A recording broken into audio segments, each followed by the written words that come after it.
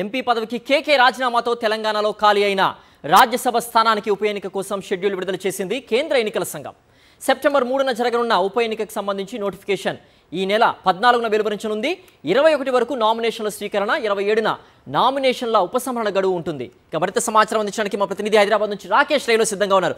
రాకేష్, కాంగ్రెస్ అని ప్రభుత్వం అనేటువంటిది ఎవరికి రాజ్యసభ సీటు కేటాయించే అవకాశం ఉంది? రాష్ట్ర నాయకత్వానికి ఇచ్చే అవకాశం ఉందా, లేకపోతే కేంద్ర పెద్దలకి ఈ యొక్క రాజ్యసభ సీటు వెళ్ళేటువంటి అవకాశం ఉందా? అప్డేట్స్ ఏంటి రాకేష్? దేశవ్యాప్తంగా 8 రాష్ట్రాల్లో ఖాళీ అయిన 12 రాజ్యసభ స్థానాలకు నిన్న కేంద్ర ఎన్నికల సంఘం షెడ్యూల్ విడుదల చేసింది. ఈ నెల 14న నోటిఫికేషన్ ఇవ్వబోతోంది. ఆ రోజు నుంచి ఈ నెల 21 వరకు కూడా నామినేషన్లు స్వీకరించబోతా ఉంది.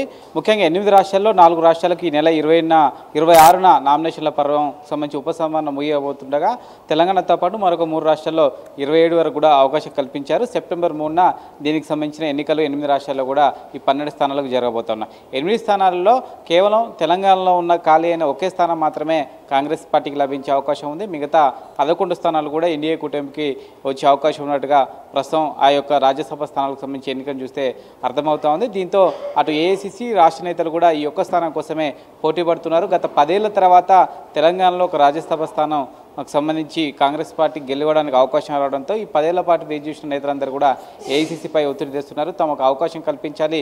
ఈ 10 ఏళ్ల పాటు రాష్ట్రంలో ముఖ్యంగా ఎమ్మెల్యే కోటలు కానీ ఇతర అవకాశంగా కూడా స్థానాలు లభించకపోవడంతో మా రాజ్యసభకు వెళ్ళలేకపోయాం, అవకాశం వచ్చింది కాబట్టి తమను పరిగణలోకి తీసుకోవాలంటూ కూడా పలువురు నేతలు ఇప్పటికే విజ్ఞప్తి చేశారు. ముఖ్యంగా విహెచ్ అలాగే జానారెడ్డి లాంటి నేతలు అయితే ప్రయత్నం ఇప్పటికే ఏఐసిసికి చెప్పడం జరిగింది.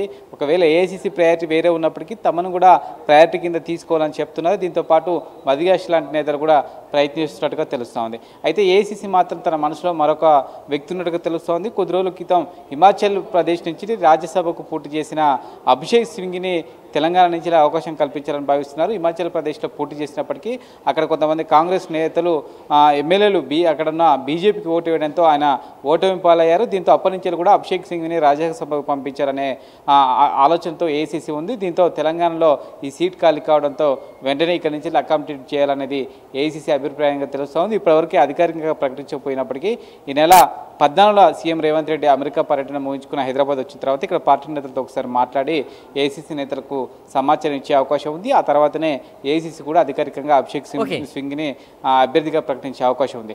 మెజారిటీ ప్రకారం తెలంగాణలో ఎమ్మెల్యే కోట కాబట్టి ఎన్నిక ఖచ్చితంగా కూడా అభిషేక్ సింగ్ అయినా మరొక నేత అయినా కానీ కాంగ్రెస్ పార్టీకే ఈ రాజ్యసభ స్థానం దక్కే అవకాశం కల్పిస్తోంది. దాదాపుగా 20 నెలల పాటు ఈ పదవికాలం ఉండడంతో తమకు అవకాశం కల్పించాలన్నది టీ కాంగ్రెస్ నేతల అభిప్రాయం ఒక సంబంధించి తెలుస్తోంది.